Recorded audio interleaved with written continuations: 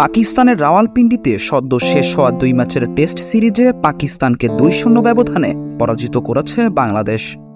এখন ভারতের বিপক্ষে সিরিজে ধারাবাহিকতা ধরে রাখতে মরিয়া বাংলাদেশের অধিনায়ক নাজমুল শান্ত।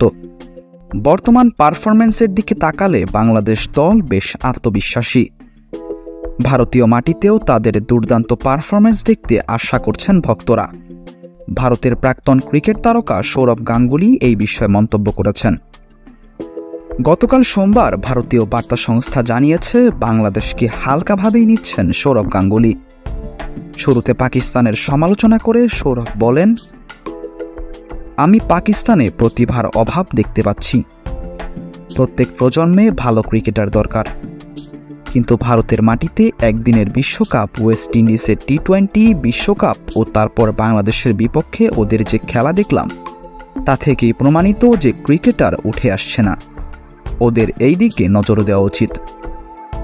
বাংলাদেশ প্রসঙ্গে সৌরভ আরও যোগ করেন, পাকিস্তানে গিয়ে ওদের হারানো সহজ নয়, তাই সিরিজ জেতার জন্য বাংলাদেশকে শুভেচ্ছা। কিন্তু ভারতে খেলা সম্পূর্ণ আলাদা। ঘরের মাঠে হোক বা বিদেশে, ভারত খুবই শক্তিশালী দল। তাই আমি বাংলাদেশের কোনো আশা দেখছি না।